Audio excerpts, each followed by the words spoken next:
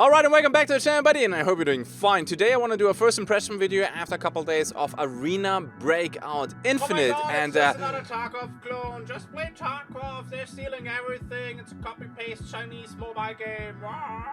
Okay, cool. Now with that out of the way, I think we can talk about the pros and the cons, the same thing that we did with Grey Zone Warfare. I will start with the positive things first, what I liked, what I enjoyed, and then afterwards we're gonna jump to what I think should be improved, and then at the end there are a few topics that are a little bit in between where I'm not super sure what to think about, but I still want to share that, and with that I would say, let's go. So with Arena Breakout Infinite, we have another extraction shooter coming up right now that is now hitting a playtest. And let's just say that some of us out there didn't take that really well. Yeah.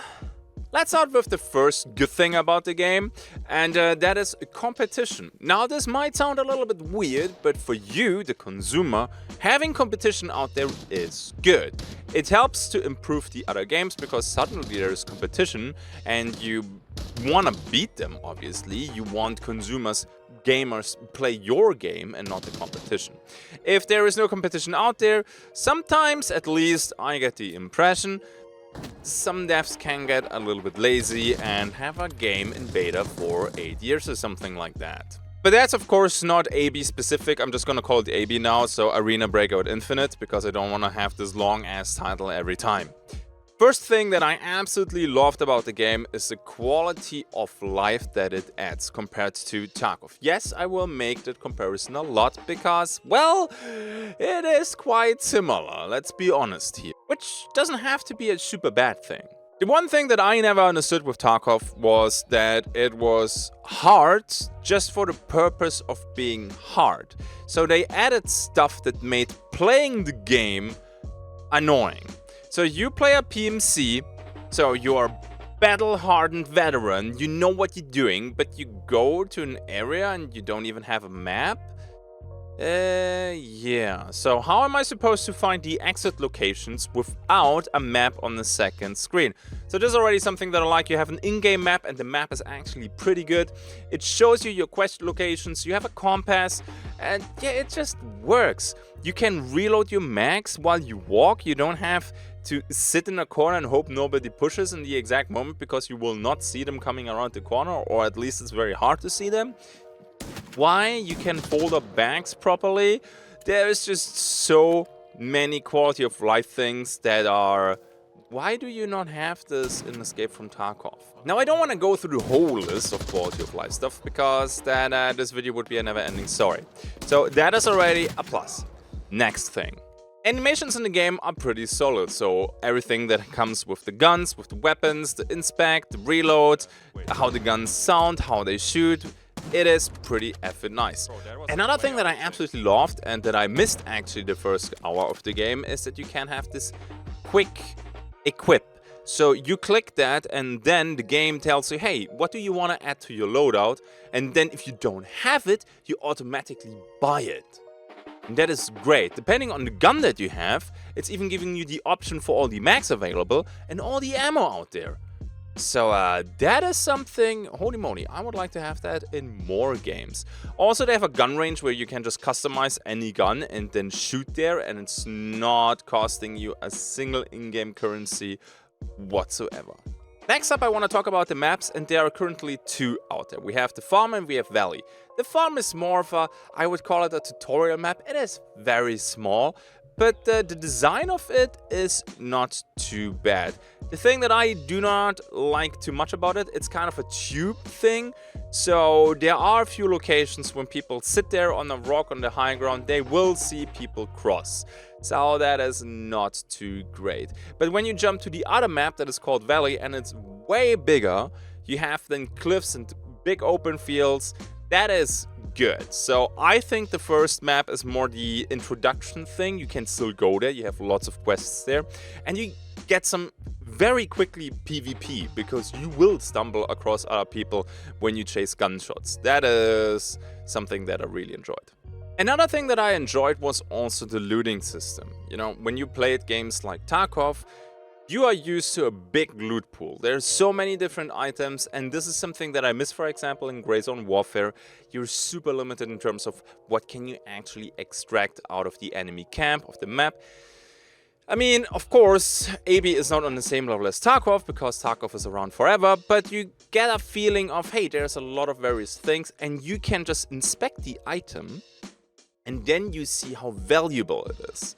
That is also pretty cool. But you don't want to just sell everything, because a couple of items are very important for barter trades with your vendors that you unlock, or I think they're called contacts in this game. The next thing I want to talk about, and that's probably one of the more important things because we're playing a shooter game, is the gunplay, and that feels solid. Any gun that I played felt more or less useful. From the grease gun to a shotgun that is an actual shotgun and not a video game shotgun that somehow doesn't deal damage anymore when the target is further away than 10 meters. So that felt very good. Full auto weapons are still king close range because, well, they're full auto weapons. But also sniping felt very satisfying every time I was actually able to pull it off. Let's talk next about the healing system in the game. And it is very similar, again, to Tarkov. So you have bleeds, and you can black out limbs or body parts. You have to do surgery to fix it up again. And in a pinch, sometimes you don't really know what kind of healing item you should use. The game gives you one hotkey though, as long as the healing item is in your rig or in your pocket. And the game prioritizes your injuries. So it stops the bleed first, then it heals up, and then at the end it suggests surgery. Well, that's not completely true. I think there's also painkiller in there. But not once did I have to select the healing items myself. I always went with the suggestion from, well, the hotkey, and it felt good. So you don't have to fumble around there. Hey man, did I now take the right healing item or did I not? That is something that I really enjoy. Well, to be fair, the game comes from, you know, AB exists already, I think, for a year or something like that, as a mobile version. So that's probably why they have this, because I think on mobile, selecting the right healing item is kinda annoying. Now, in case you're wondering, well, if it's so hard to make money, then what do I do when I'm broke? And that's the nice part about it. You have actually two game modes. So in Tarkov terms, you have your PMC where you create your loadout, you pay for it, then you go in, you have a safe container and stuff like that, or you play with, well, a scav. So it's a low tier geared dude with random stuff, you load in, you play, it's free, and everything that you extract is profit. So whenever you have that guy not on cooldown anymore, you can do a quick ammo box run. Or like a weapon stash, weapon box run. That works, and that is quite a nice income. And then let's talk about the damage report at the end, which is glorious. Not a lot of games have that. I would love to have that in Tarkov. I would like to have that in Showdown. I can go through the combat log and then select each dude that I shot at, and it's telling me how much damage I dealt, how many times did I hit him, and that is amazing. Not a lot of games do that. EVE Vanguard has it, for example, but Tarkov needs it. Yes, I know Tarkov has a damage report, but the damage report is, in 99% of the cases, useless. Because if you shoot 30 targets, like 20 scavs and 10 PMCs, at the end it tells you, yes, you made 90 hits. And you don't know how many hits was target ABC, and you would like to know how many times did I hit the last guy that killed you. That would be cool. Also a damage log that shows you, hey man, this is how you died, this is the gun that killed you, the ammo that killed you, where did the guy hit you. That's nice. Sadly, AB does not have a kill cam or a kill view, which in my opinion any FPS game should have. It should of course just give you access to the kill view or a kill cam the moment the whole team is dead, because otherwise people can abuse this. Alright, and then in combo with that, because we're talking right now like Aftermatch Reports, 2D replay. Sadly, it's only 2D replay for your PMC and not for, you know, the whole server. That would be really cool. The last game that I played and where that actually worked pretty well was Evolve. Yeah, it's been a while since you probably heard that name. Evolve had like a 2D replay. 2D replay is a map, and then you can see the players move as dots, and it's the match history. AB tells you a little bit what happened, like special gear that you looted or when you killed somebody, but sadly it's only your movement. Still, it's better than nothing. Now let's jump to the map part of it. The AI is kinda Yeah, it's very straightforward. It's not Tarkov level of BS, so they're not shooting you through trees. They're not locking onto you from super far away. They also don't have like spider sense. You aim at them from 200 meters away and they're suddenly, hey man, I can feel a crosshair on me. Better shoot that direction 200 meters away on a dot on a hill. So it is better than that. And it doesn't have this insta headshot BS. So the AI is more of a let's funnel people together, people kill the AI, and then other people know where to look for PvP. The voice lines are very repetitive. It's always the same. After playing for 2 days, it's like, yeah, okay, again, this voice line. So they really need to add way more to that. One thing, and this is not probably a little bit hard to describe, is how the maps feel. The maps are not bad, the level design is not bad, but they feel kind of bland. It feels like you play on some Call of Duty maps. It's really hard to explain. Is it because of the colors or of the setting, or I don't know. The game is, I think, Unreal Engine, if I remember this correctly, but something is just off for me. Whenever I play Hunt or Tarkov or Grey Zone Warfare, I don't get this feeling. And the map normally is good because the level of foliage is great, so you can break line of sight when you get shot at kinda quickly, but you can't hide forever in a goddamn bush or go from bush to bush to bush like in Grey Zone Warfare. Something though about the maps is off. Let me know what you think about that, if you played it or watched some footage, because for me it's really hard to tell what is irritating me there. Then a topic that is probably a little bit difficult is the PvP. I like it, but on the other hand, I also don't like it. It's a bit on the arcade-ish side. So when you play the regular game mode, you will have a lot of people running around just with a Mosin, and the Mosin is crazy strong in this game, and they just kill AI, get geared, get equipped, and have like the basic level. So there is very little risk and a tremendous reward. That means in the regular mode, people just run around, no Fs given, and it's kinda killing the immersion of a hardcore game, because people play like, yeah, nobody's really giving a fuck. That is odd. They have 2 more game modes though, where you need a certain level of gear score to join, and there's also an entry fee. For example, I played the Forbidden map. I think it was the Forbidden one or the one up. Well, your gear needs to be 80,000 of value of the in-game currency. Otherwise, you cannot play there. And honestly, the feeling that I got on these maps, totally different, and I loved it. People played as if something was at stake. They didn't YOLO around corners, they didn't jump around corners, they didn't push you blindly because they were like, yeah, if I die, I die, I just rebuy the Mosin and play again. In that game mode, people played a little bit more carefully, and it honestly added to the immersion that you play a hardcore game where you can actually lose something, because you will lose a lot. 100k in this game is quite a bit. Which also brings us to the next point, and that is making money in the game. So regular armor and stuff that you can loot, and the regular loot itself, forget about it. You don't even need to pick it up. If it's not at least purple or yellow or gold or whatever the color is, there is almost no point in picking it up, for exception you know exactly the barter trade. But if you want to make money, you need ammo. You take the ammo, you sell it on the flea, and that gives you cash. Everything else feels kind of meh. You can find some really nice items, like I found a video camera that was like 80k or something like that. So you have some rare loot with value, but if you want to make a consistent income, at least during the playtest, let's put it that way, you beeline the ammo boxes, loot them, hope there is good ammo in it, extract, sell the ammo, and that's how you make profit. At least that's how I did it. So there's probably other ways to make good money, but that's one way to do it. And it feels kind of weird that all the other loot is borderline worthless. One thing that I absolutely enjoyed in this game was the queue time. Now, this might sound stupid, but you queue insanely fast. Like, sometimes it feels like less than a minute and you're in the game. And then you have other games and you wait forever. This is something that I struggle with in Gray Zone Warfare, for example. Well, besides low FPS.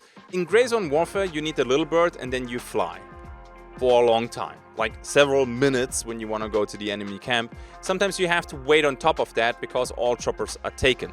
In Escape from Tarkov, queuing into a map and it takes like 5 minutes just to queuing. We're not even talking about gearing up and everything. Yeah, that takes a while. Even Hunt takes a good 2 to 3 minutes. In AB, you queue up, couple seconds. I would say it's less than a minute and you play. In the regular game mode, if you play the one that needs like the good gear and where you have the entry fee, I did have wait times of 1 to 2 minutes. But the regular game mode, you jump in there and you're just having a blast. Something that I was a little bit after Gray Zone was the performance, right? So in AB, I get between, well, I would say 100 to 120 FPS, which is great. I can play the game easy peasy, no problem. Now, to be fair though, the farm map is tiny and even the valley is not on the same level as, flying with the chopper through the jungle in Gray Zone Warfare. But I had almost no desync, lag or ping spikes or FPS drops. I could just play the game and enjoy it. So you had a little bit pros, a little bit cons. First impression of the game, right? It's not an in-depth review. Maybe we do that a different day. There's just one thing that we absolutely need to talk about. AB comes from a Chinese mobile game with some very interesting models when it comes to monetization. Now, I don't have any issue that the game is/was a mobile game and now tries to port to PC.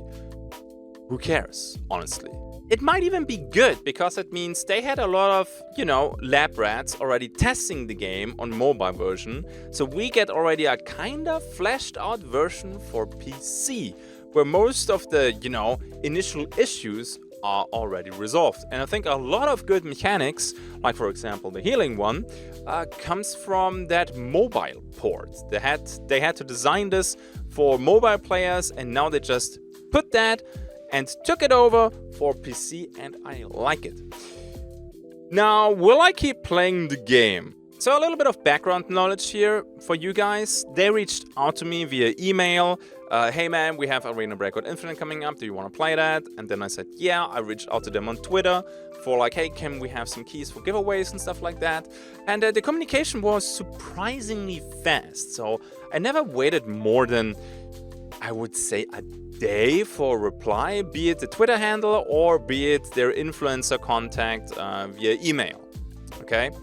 Because I had a question about the monetization system. You don't find a lot out there. Sure, you can just look at the mobile version and check what they have. And it's a little bit concerning, honestly. So you have the secure container. For those that are not familiar with this mechanic, everything that you put in your secure container, you keep this. For example, in Tarkov, you have the gamma container. In this game, they call it, I think, safe lock or something like that. And it has a timer. Yeah, you probably see already where this is going. So at first I thought, yeah, okay, it's timed for the event because we got that as an event reward. And sure, of course, it's gonna be gone once the playtest is over. Well, I think I'm wrong here. This might be a subscription for the game. A paid subscription. Now, before everybody's raging in the comment section right now, keep in mind the game is free to play and they have to make money somehow, right? No company gives you a game for free. That does not exist, period. All right? And we also don't really know how much the containers cost. For example, if the 2x2 container is for free and you pay a subscription-based model for a 2x6 or a 3x3 container, yeah, okay, I don't think I would care too much about that. But if the whole mechanic is behind a paywall, it gets a little bit difficult.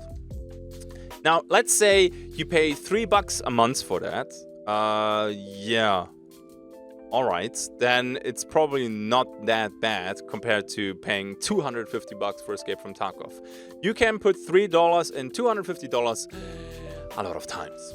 And I'm not really against a subscription-based system. For example, I played a lot of World of Warcraft back in the days, or Dark Age of Camelot. a long time ago, and you pay there every month and you enjoy the game and you enjoy the service and everything is fine most of the time.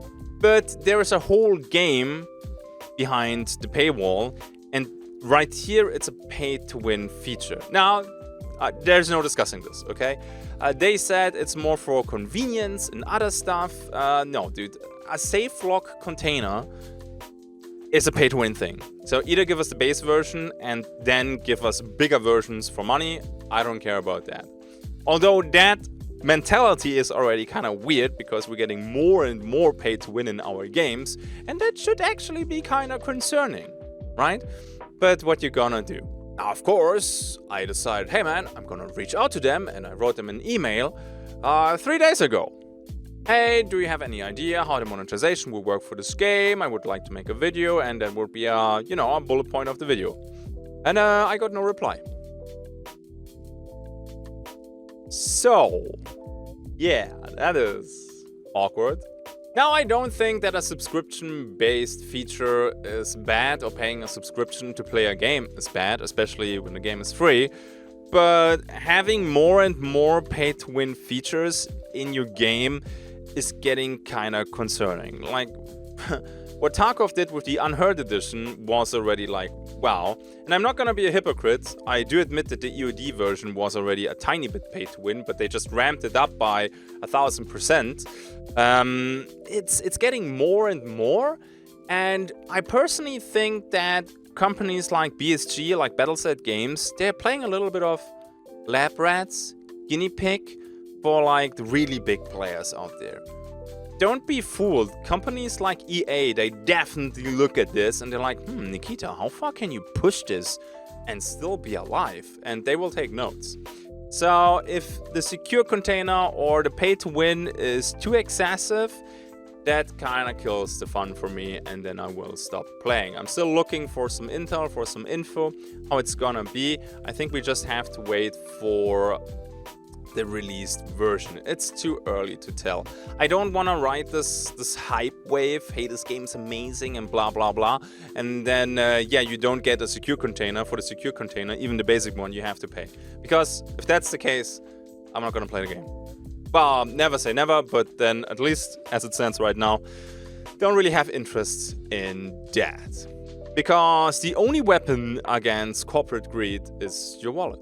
That's it. You can make angry tweets, you can go on Reddit and downvote. Nobody fucking cares. Your wallet is the only weapon that you have to fend this off. Now, of course, feel free to disagree and say, man, I don't care. $5 a month, and if I enjoy the game, why shouldn't I? And you know what? Maybe you're right.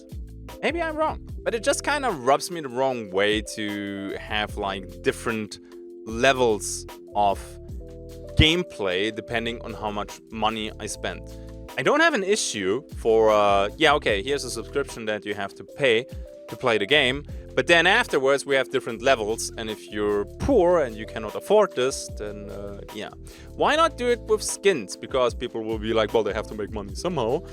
Fair enough, but if you look at other games, skins seem to be a reliable way to make money. Why not do that in AB2? I mean, of course, you never know which direction they take with skins. It could be like that the PMCs will suddenly bunny hop in, pink bunny suits, who knows, or unicorn suits. We've seen some wild shit lately in video games, so I would not be surprised if that's actually the case. But just let me know in the comment section what you think about like monetization that goes more and more into a pay-to-win scenario, because it's getting kind of concerning. But you know what? I might do a dedicated video about this whole more pay-to-win in gaming in the near future. Let me know what you think about this whole stuff. Maybe I can get some inspiration for a video there. That would be kind of cool, and I can't wait to check out your comments. And with that, I think I covered most of the pros and cons, or my first impression about the game. Again, this is not an in-depth review. It's just like, hey Mike, what do you think about AB? And I'm like, bam! Video. Enjoy. Okay, and with that, I think we can roll the outro. New games, new playtests, it's always a little bit difficult to get a good grasp and a good feeling for a game after just like 2 or 3 days. Especially with the release being at the end of the year or something like that. So half a year away and lots of things will most likely change. But you know what will not change? My gratitude towards these people right here, my patrons. Thank you very much for supporting me. You guys are just mind-blowing. Thank you for watching. Let's see how much more AB content we will see on the channel, and let's see if I can find more info about the monetization system. I'll see you in the next one. Until then, have a good day and bye-bye.